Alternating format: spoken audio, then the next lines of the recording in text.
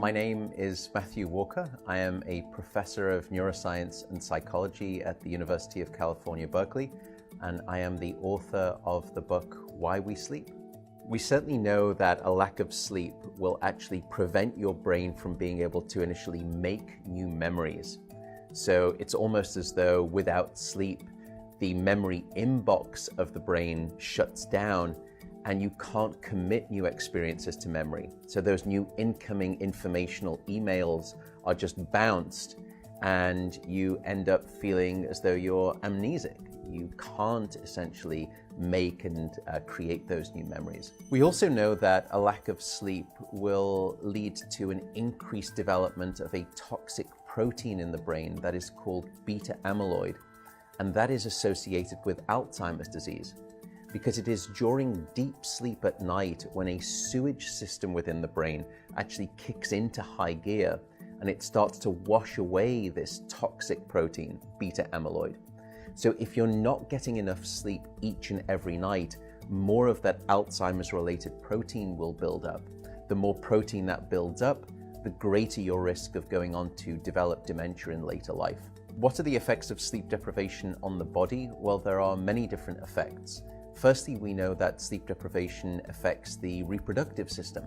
We know that men who are sleeping just 5 to 6 hours a night have a level of testosterone which is that of someone 10 years their senior.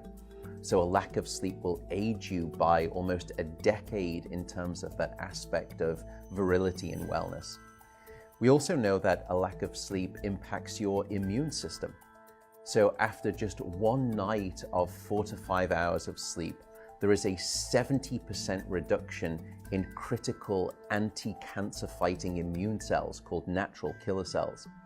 And that's the reason that we know that short sleep duration predicts your risk for developing numerous forms of cancer. And that list currently includes cancer of the bowel, cancer of the prostate, as well as cancer of the breast. In fact, the link between a lack of sleep and cancer is now so strong that recently the World Health Organization decided to classify any form of nighttime shift work as a probable carcinogen. So in other words, jobs that may induce cancer because of a disruption of your sleep-wake rhythms. We also know that a lack of sleep impacts your cardiovascular system, because it is during deep sleep at night that you receive this most wonderful form of effectively blood pressure medication. Your heart rate drops, your blood pressure goes down. If you're not getting sufficient sleep, you're not getting that reboot of the cardiovascular system. So your blood pressure rises. You have, if you're getting 6 hours of sleep or less, a 200% increased risk of having a fatal heart attack or a stroke in your lifetime. There is a global experiment that is performed on 1.6 billion people twice a year, and it's called daylight savings time. And we know that in the spring, when we lose 1 hour of sleep, we see a subsequent 24% increase in heart attacks the following day. Another question perhaps is, what is the recycle rate of a human being? How long can we actually last without sleep before we start to see declines in your brain function or even impairments within your body?